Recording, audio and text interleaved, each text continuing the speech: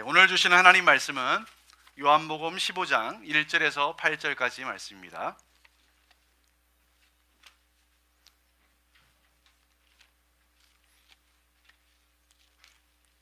요한복음 15장 1절에서 8절까지 말씀.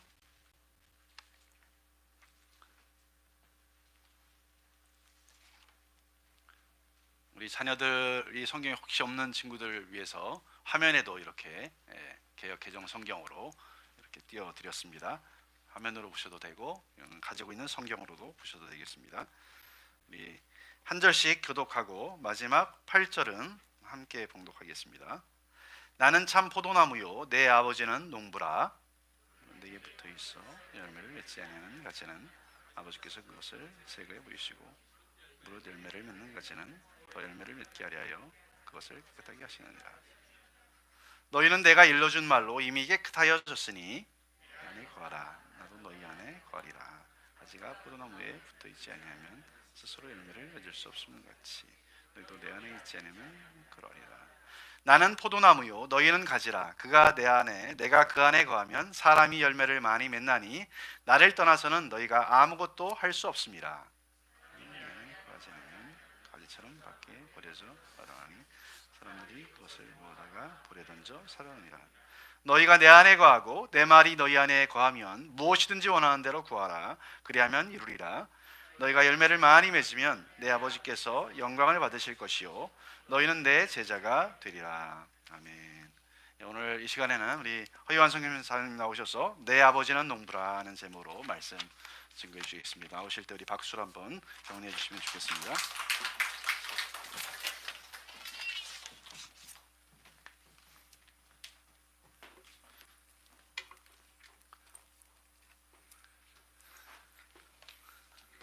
안녕하세요. 허유환 선교사입니다. 코로나19로 세상에 많은 것들이 변화되고 어려움을 겪고 있는 시기이지만 이렇게 추수감사주일 파성교회에서 교회 식구들과 함께 예배 드릴 수 있어서 기쁘고 감사하게 생각합니다. 추수감사절은 해마다 돌아오는 축제의 날이지만 해마다 새롭고 감사한 것은 우리의 신앙이 어제보다 오늘보다 내일로 더욱 성숙해져 가기 때문이라고 믿습니다. 여러분은 추수하면 어떤 단어, 어떤 이미지가 생각나십니까? 떠오르십니까? 가을, 열매, 수확 또는 기쁨, 감사, 나눔 이런 여러 가지 단어들을 생각할 수도 있겠지만 추수라는 말을 어원 그대로 국어사전에서 검색해 보면은 가을에 익은 곡식을 거두어 드리는 일이라고 표기하고 있습니다. 비슷한 말로는 가을거지 또는 수확이라는 말을 쓰기도 합니다. 따라서 추수감사절은 수확한 농작물을 하나님께 감사하는 날입니다. 그렇다면 가을에 추수하기 위해서 무엇을 하여야 할까요? 반드시 먼저 해야 할 일이 있습니다. 그것은 바로 씨앗을 뿌리는 일입니다. 파종을 해야만 수확할 수 있는 것입니다. 씨앗을 뿌리지 않고 추수한다는 것은 불가능한 일이기 때문입니다. 갈라디아서 6장 7절 말씀에 스스로 속이지 말라. 하나님은 업신여김을 받지 아니하나니 사람이 무엇으로 심든지 그대로 거두리라. 또 우리 속담에도 콩 심은 데 콩 나고 팥 심은 데 팥 난다는 말이 있습니다. 즉 뿌린 대로 거둔다는 말씀입니다. 씨앗을 뿌리지 않고 거둔다는 것은 하나님을 기만하는 것이고 속이는 것입니다. 죄악인 것입니다. 대표적인 사람들이 사기꾼과 도둑놈들입니다. 이들은 자신이 씨앗을 뿌리지 않고 남이 뿌린 씨앗의 열매를 훔치거나 도둑질하는 사람들입니다. 아주 악한 사람들입니다. 그렇다면 우리는 씨앗을 뿌리고 열매 맺어 추수한다, 거두어 드린다 할 때 가장 먼저 생각나는 사람이 있습니다. 누구일까요? 네, 그들은 농부입니다. 현재는 최첨단 산업이 세상을 이끌어가고 또 지배하고 있지만 제가 어렸을 때만 해도 농업의 줄을 이루고 많은 사람들이 농사일에 종사하는 농부들이 많은 때가 있었습니다. 추수하면 농부라는 단어가 가장 먼저 떠오르지만 추수를 감사했던 절기의 유래는 이미 오래되었습니다. 우리 민족의 역사나 전통을 보더라도 이미 3000년 전부터 고구려의 동맹, 부여의 영고, 동해의 무천이라는 제천 행사를 통해서 수확한 기쁨을 이웃과 조상들께 감사하며 지켜왔습니다. 또한 신라의 가베에서 유래된 추석은 우리 민족의 추수감사절이라 할 수 있습니다. 하나님은 이처럼 하나님을 알지 못하는 사람들에게도 추수의 감사하는 마음을 주신 것입니다. 그러나 우리가 교회에서 지키는 추수감사절의 유래는 여러분들도 많이 들어서 알겠지만 1620년대로 거슬러 올라갑니다. 영국의 청교도들이 신앙의 자유를 찾아 메이플라워를 타고 65일의 긴 여정을 거쳐서 북아메리카에 도착했습니다. 하지만 그들이 도착한 때는 겨울 12월이라 혹독한 추위와 굶주림으로 많은 사람들이 죽고 100여 명 가운데 반밖에 남지 않았습니다. 그러나 감사하게도 다음에 원주민들의 도움을 받아 옥수수 등 농사 짓는 방법을 배워서 가을에 곡식을 추수할 수 있었습니다. 이에 청교도들은 자신들을 도와준 원주민들을 초대하여 수확한 곡식으로 음식을 나누어 먹고 감사했습니다. 칠면조와 통옥수수 구이는 지금도 전통적 추수감사절 음식으로 알려져 있습니다. 그러나 성경에서 나타난 추수감사는 이보다 훨씬 전 가인과 아벨의 제사로부터 시작하여 구체적으로는 유대인의 맥추절과 초막절에서 유래하고 있습니다. 출애굽기 23장 16절에 맥추절을 지키라.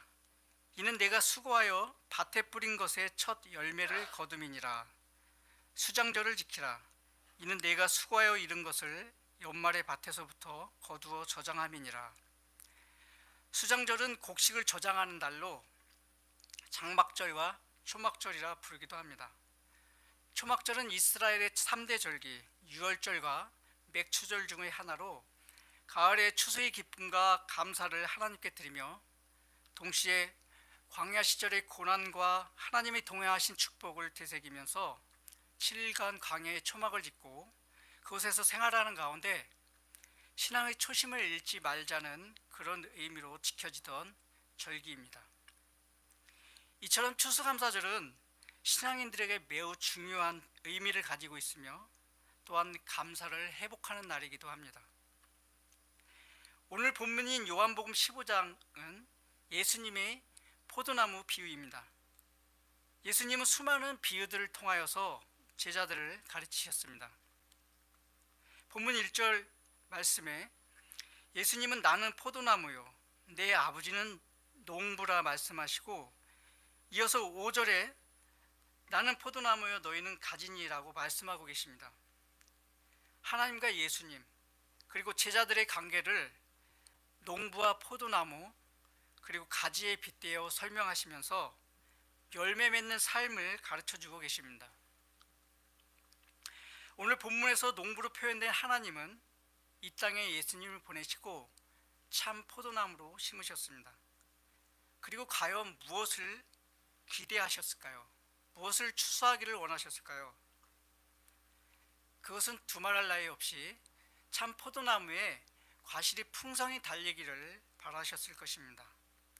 즉 예수님을 믿고 따르는 제자들을 통해서 세상의 모든 영혼이 구원받기를 간절히 바라셨을 것입니다. 그렇다면 포도나무 가지에 열매가 풍성히 달리기 위해서 가지가 해야 할 일이 무엇이 있을까요? 그것은 포도나무에 꼭 붙어 있는 것입니다. 예수님 안에 거하는 것입니다. 그러나 2절 말씀에 보면 무릇 내게 붙어 있어 열매를 맺지 아니하는 가지는 아버지께서 그것을 제거해 버리시고 무릇 열매를 맺는 가지는 더 열매를 맺게 하려 하여 그것을 깨끗하게 하시느니라 라고 하시며 비록 포도나무에 붙어 있는 가지라 할지라도 열매 맺지 못하면 제거하여 밖에 버리고 마르면 뭐하다가 불사른다고 말씀하고 있습니다. 그러나 2000년 전 포도나무가 자라던 환경을 생각해 보면 다르게 생각해 볼 수도 있습니다. 이스라엘의 흔한 것 중에 하나가 포도나무입니다. 이 포도나무가 지금과 같이 기둥을 세우고 또 철사나 줄로 묶어서 위로 자라게 하는 그런 방법이 아니었습니다. 그렇게 하여 포도 열매를 수확하는 방식이 아니었던 것입니다. 포도농굴이 바닥으로 기어가면서 자라는 모양이었습니다. 그런데 문제는 포도나무가 바닥으로 기어가면서 자랄 때 그 바닥의 습기로 인해서 달렸던 포도가 썩거나 또는 가지에서 뿌리가 내려 본 줄기에서 영양분을 공급받지 못하므로 열매가 제대로 자라지 않는다는 것입니다. 그렇기 때문에 이스라엘의 고대 농부들은 땅바닥에 다 열매를 맺지 못하는 가지를 적절하게 관리해 주어야 했습니다. 이때 쓰이는 방법이 땅에 닿은 가지를 들어서 밑에 돌이나 나무를 괴어주는 것이었습니다. 반면 열매가 잘 달리는 가지는 가지치기를 해서 작은 포도가 아닌 크고 좋은 열매가 달리도록 하는 일이었습니다. 따라서 2절 말씀에 나오는 제거해 버린다는 뜻의 단어는 헬라어로 아이로인데 그 뜻은 제거한다는 의미도 있지만 들어올리다 또 짐을 지다라는 의미도 갖고 있습니다. 우리 모두는 예수님께 붙어있는 가지들입니다. 때로는 잘 열매를 맺는 그런 조건에 있을 수도 있고 때로는 열매를 잘 맺지 못하는 조건에 있을 수도 있습니다. 하지만 우리는 이러한 조건에 따라 불안해하지 않아도 됩니다. 왜냐하면 농부이신 하나님께서 열매를 맺지 못하는 가지는 들어올려 주시고 또 열매를 잘 맺는 가지는 가지치기를 하셔서 하나님께서 기뻐하시는 최상품의 열매를 맺도록 도와주시기 때문입니다. 그러므로 가지에 불과한 우리들은 참 포도나무이신 예수님께 꼭 붙어 있으면 되는 것입니다. 그것이 예수님 안에 거하는 것입니다. 거한다라는 말은 카토이케오라는 헬라어의 동사로서 머무르다, 지속하다, 꽉 붙들려 살다라는 뜻이며 우리가 포도나무 가지로서 열매를 맺는 최선의 방법인 것입니다. 그러면 예수님 안에 거한다는 것은 무엇을 뜻할까요? 오늘 짧은 본문 말씀 가운데 거하라, 거하고 또 거하면 등 거하라는 단어가 무려 6번이나 사용되고 있습니다. 예수님 안에 거한다는 뜻은 몇 가지 생각해 보면 첫째, 내주, 임재의 의미를 가지고 있습니다. 문 밖에 서서 비판하거나 또는 남의 일처럼 방관하는 것이 아니라 안으로 들어와 적극적인 자세로 참여하라는 의미입니다. 다시 말해 예수님 안으로 들어와 참여자가 되고 주체가 되며 주인의식을 가지라는 것입니다. 우리가 예수님을 믿을 때 성령님이 오셔서 우리 안에 거하는 것과 같은 것입니다. 둘째, 거하다라는 말은 관계를 맺는다는 뜻입니다. 어떤 사람이 나의 집에 들어와도 너와 전혀 관계가 없을 수 있습니다. 그러나 예수님을 믿는다는 것은 예수님과 접촉해서 관계를 맺고 의사소통을 하는 것입니다. 만약에 서로 다른 공간에 있다면 거한다는 개념은 성립할 수 없는 것입니다. 관계를 맺는다는 것은 서로에게 관심을 가지며 알아가며 소통하는 것입니다. 셋째, 거하다는 것은 상호 보완적 의미를 가지고 있습니다. 7절 말씀에 너희가 내 안에 거하고 내 말이 너희 안에 거하면 무엇이든지 원하는 대로 구하라. 그리하면 이루리라. 거하는 것은 일방적이지 않고 쌍방향적입니다. 예를 들어 여자 없이 남자만 있을 수 없고 부모 없이 자식만 있을 수 없는 이치입니다. 이와 같이 우리가 포도나무 가지로서 예수님 안에 거하여 풍성한 열매를 맺는다면 우리에게 어떤 기쁨이 있을까요? 8절 말씀을 다 같이 한번 읽어보겠습니다. 8절 말씀 다 같이 읽어보겠습니다. 시작. 너희가 열매를 많이 맺으면 내 아버지께서 영광을 받으실 것이요 너희는 내 제자가 되리라. 네, 그렇습니다. 첫 번째는 하나님께 영광을 올려드리는 기쁨이 있습니다. 포도나무의 주인이시며 농부이신 하나님께서 크게 기뻐하시고 영광 받으실 것입니다. 우리는 포도나무의 가지입니다. 우리의 가지에 풍성한 열매가 달렸다고 해서 자신의 힘과 노력으로 이루어졌다고 착각해서는 안 될 것입니다. 왜냐하면 포도나무의 주인은 농부이신 하나님이시기 때문입니다. 우리의 역할은 풍성한 열매를 맺어 주인을 기쁘게 하면 되는 것입니다. 그리고 누가복음 17장 10절 말씀으로 고백하면 됩니다. 이와 같이 너희도 명령받은 것을 다 행한 후에 이르기를 우리는 무익한 종이라 우리가 하여야 할 일을 한 것뿐이라 할지니라. 두 번째 가진 우리 기쁨은 예수님의 제자가 되는 것입니다. 예수님을 믿는다고 해서 다 제자가 되는 것은 아닙니다. 야고보서 2장 19절에 보면 내가 하나님은 한 분이신 줄 믿느냐 잘하는도다 귀신들도 믿고 떠느니라 라고 말씀이 있습니다. 귀신들도 하나님이 한 분이신 것을 믿지만 제자는 아니었습니다. 또 마태복음 19장 16절에 보면 어떤 사람이 주께 와서 이르되 선생님이요 내가 무슨 선한 일을 하여야 영생을 얻으리까 라고 질문한 부자 청년 이야기가 나옵니다. 역시 이 청년 역시 예수님이 진리이심을 알았지만 제자로서 따르지 않았습니다. 부자인 고로 떠났다고 말씀하고 있습니다. 예수님의 제자는 그의 말과 행동을 쫓아 살아가는 사람들입니다. 말씀에 순종하는 사람들이 예수님의 제자들인 것입니다. 저희 가정도 코로나19로 많은 어려움을 겪고 있지만 이러한 어려움 가운데서도 작지만 열매를 맺고 추수하는 기쁨을 누려서 감사하게 생각합니다. 최고의 극상품의 열매는 아닐지라도 우리의 가지를 들어주시고 열매 맺게 하신 하나님의 은혜라고 생각합니다. 저희 가정은 선교지에서 한 텀의 사역을 마치며 안식월을 보내고 있습니다. 올 한 해의 계획이 코로나로 인해 모두 무산되고 또는 실패한 것처럼 보여질 수도 있지만 기도하며 뒤돌아보니 더 큰 은혜가 있었음을 알게 되었습니다.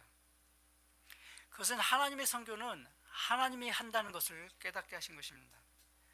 선교지에서 4년 넘게 언어를 배우고 공동체를 섬기고 또 다양한 비즈니스 모델을 테스트하면서 내가 계획하고 생각했던 것보다 하나님께서 더 많은 것들을 깨닫고 또 인도해 주셨다는 것을 알게 되었습니다. 물론 저의 계획과 노력의 수고도 있었지만 저의 가정과 사역을 이끌어 가시는 분은 전적으로 하나님이신 것을 실감하는 한 텀의 시간이었습니다. 사람이 마음으로 자기의 길을 계획할지라도 그 길을 인도하시는 분은 여호와 하나님이시니라. 이 말씀을 깨닫는 귀한 시간이었던 것 같습니다.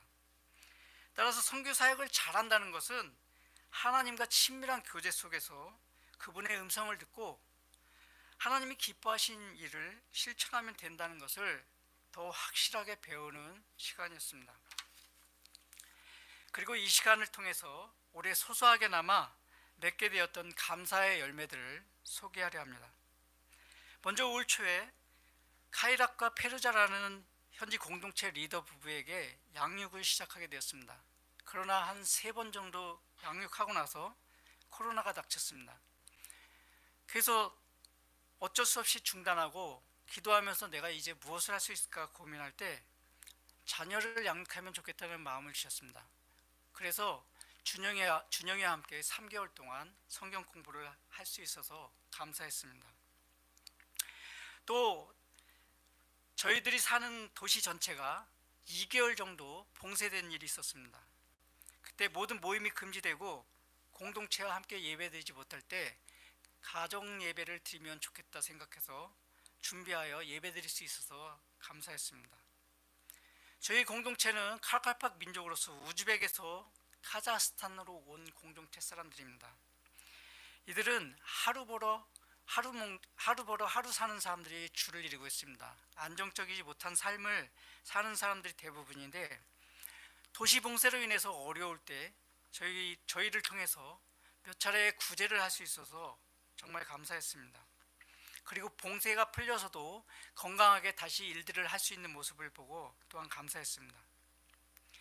무엇보다 한 텀의 사역을 마치고 안식을 보내고 있는데, 자신의 은사를 헌신한 의사 선생님들을 통해서 치료받을 수 있어서 진심으로 감사했습니다. 지난주는 목사님께서 추수감사절을 맞이하여 감사 제목을 적어보라고 하셨습니다. 그래서 적어보았더니 생각했던 것보다 훨씬 많아서 또 기뻤습니다. 성도 여러분,